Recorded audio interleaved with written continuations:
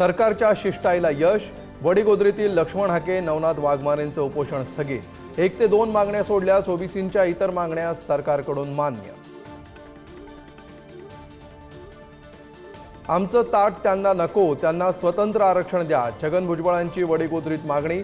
तर आरक्षण हा गरिबी हटावचा कार्यक्रम नाही, भुजबळांचा जरांगेंना टोला। भुजबळांनी ओबीसी मराठा समाजात वाद पेटवला। आता भुजबळांना सुट्टी नाही, जरांगेंचा हल्लाबोल। तर माझ्या करिअरचं जनता आणि पक्ष बघेल, भुजबळांचा पलटवार। अजितदादांनी प्रकाश आंबेडकरांसोबत जावं, अमोल मिटकरींचं वक्तव्य। भाजपची साथ सोडा तरच विचार करू, रेखा ठाकूरांची प्रतिक्रिया। तर मिटकरींकडून वक्तव्याचा विपर्यास केल्याचं स्पष्टीकरण। वरळीत कुणी उभं राहू द्या, ये डर अच्छा है, मनसेच्या बॅनरबाजीवर आदित्य ठाकरेंचा टोला। बळवंत वानखडेंना कार्यालय न दिल्यामुळे यशोमती ठाकूर संतापल्या। पालकमंत्री चंद्रकांत पाटलांसमोरच वाद। कुलूप तोडून घेतला खासदार कार्यालयाचा ताबा। पेपरफुटी विरोधात केंद्र सरकारचं मोठं पाऊल। परीक्षांमधील गैरप्रकार गैरव्यवहार रोखण्यासाठी कडक कायदा। दोषींना 10 वर्षे शिक्षा आणि 1 कोटी दंडाची तरतूद। भंडारदरा धरणात पोहण्यासाठी गेलेल्या एकाचा मृत्यू। पाण्यात धिंगाणा घालतानाचा व्हिडिओ समोर। राज्य सरकारकडून शेतीच्या पाणीपट्टीत 10 पट वाढ। आता शेतकऱ्यांना 500 रुपयांऐवजी 5000 रुपये भरावे लागणार। संत निवृत्तीनाथांचा पालखी रथ त्र्यंबकेश्वरहून पंढरपूरच्या दिशेने रवाना। मुख्यमंत्र्यांनी घेतलं पालखीचं दर्शन। तर शेगावच्या गजानन महाराज, संत गुलाबराव महाराजांच्या पालख्या वाशिममध्ये पोहोचल्या।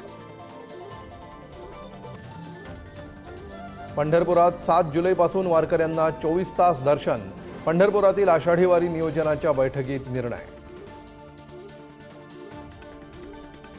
पहिल्या पावसानं माथेरानचं सौंदर्य खुललं। वीकेंडला पर्यटकांची वर्षा सहलीसाठी गर्दी।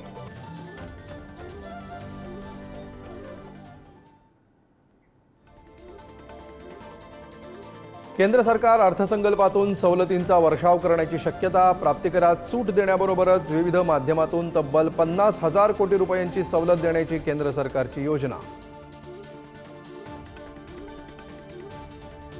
स्वाती मालीवाल कथित मारहाण प्रकरण। अरविंद केजरीवाल यांच्या स्वीय सहाय्यक विभव कुमारच्या न्यायालयीन कोठडीत वाढ।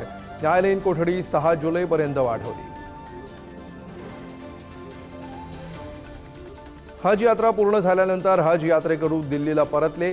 दिल्ली विमानतळावरून व्हिडिओ समोर। हज यात्रेदरम्यान 645 लोकांचा झाला होता मृत्यू।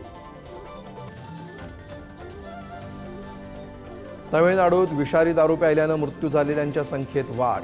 आतापर्यंत 53 जणांचा विषारी दारूनं मृत्यू। मृत्यूच्या निषेधार्थ संतप्त नागरिकांची हॉस्पिटल बाहेर तोडफोड।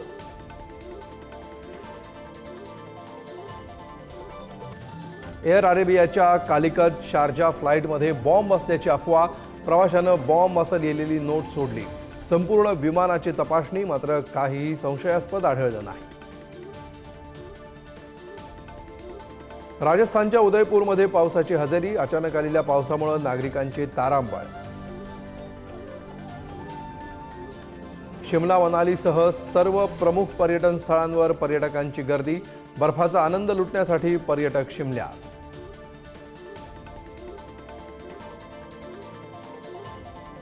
Thank you.